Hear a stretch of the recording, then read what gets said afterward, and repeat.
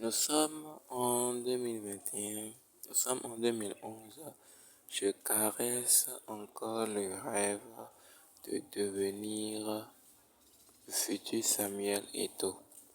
Oui, ma personne, tu as bien lu. Moi aussi, je voulais devenir footballeur professionnel. Un jour, mon coach à cette époque, un monsieur pour qui j'ai beaucoup d'estime, nous réunit, mes coéquipiers et moi, à la fin de la séance de l'entraînement et nous fait part d'une invitation à un tournoi de football. Le tournoi devait durer une semaine et devait se dérouler à Akono, une ville voisine de la ville de Yaoundé. Nous étions tous très excités à l'idée de pouvoir sortir de la routine de Yaoundé pour participer à un tournoi de cette envergure. Mais une question vint tout de suite noircir le tableau. L'argent. Encore et toujours l'argent. Tu vois, on aura beau, on a beau tourner comme on veut, on retombe toujours sur ce même problème.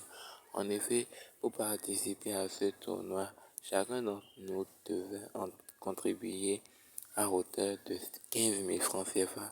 Cet argent servirait pour le logement, pour les frais de participation au tournoi et pour se nourrir.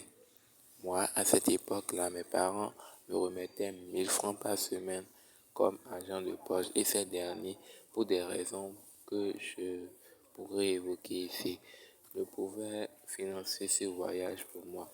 Je me retrouvais donc à 2 semaines du tournoi sans un rond en poche et pourtant, il fallait trouver 15 000 francs rapidement, sinon je pouvais dire adieu au tournoi. Je tenais absolument à participer à ce tournoi, quoi je me disais qu'une compétition comme celle-là constituait une opportunité pour se faire repérer par un agent de joueur qui pourrait me permettre d'intégrer une grande école de football. Comme tu peux t'en douter, j'ai fait le tour de ma famille, j'ai glané 1000 francs par-ci, 500 par-là, et au bout de 3 jours à la date, et au bout de 3 jours de la date butoir, j'avais à peine 12 000 francs CFA TTC. Dire que lorsque je n'avais pas eu jamais besoin d'argent, cet argent venait facilement à moi. Mais maintenant que le besoin se faisait vraiment sentir, on dirait que l'univers tout entier s'est accordé pour m'empêcher de participer au tournoi. C'est vrai que quand la malchance te suit, même la chèvre te mord, ma personne. À la même période, je venais d'acquérir mon premier téléphone portable de marque Siemens écran jaune. On était bien loin des téléphones tactiles dernier cri d'aujourd'hui. C'était un téléphone appel-réception et le seul jeu qu'on y trouvait, c'était Snake Cynthia ou bien Tetris. J'étais d'ailleurs un expert. Seuls les anciens connaissent. Est-ce que tu me vois venir? La seule qu'il me restait pour avoir la somme totale, c'était de vendre mon téléphone, chose que j'ai faite sans réfléchir. J'ai du mal à brader mon téléphone pour la modique somme de 3000 francs CFA pour financer ma participation au tournoi.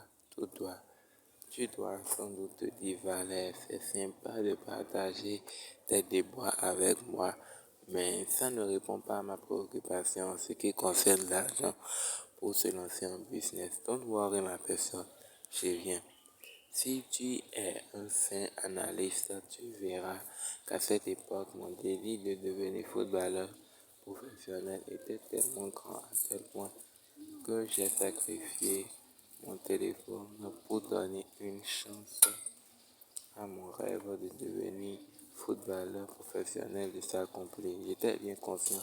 J'ai fait comment dans mon téléphone, je pouvais trouver le financement pour ma participation au tournoi.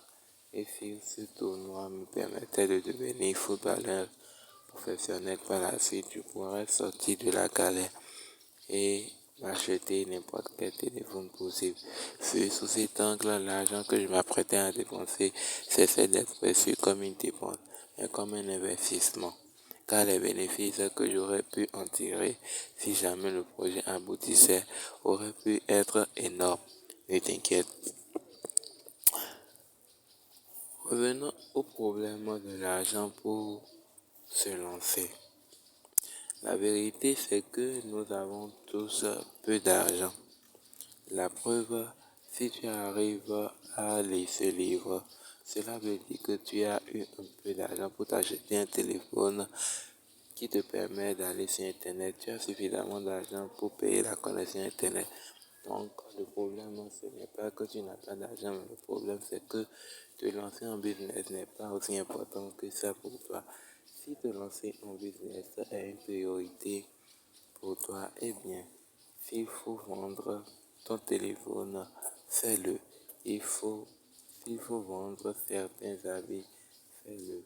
S'il faut même que tu arrêtes de te payer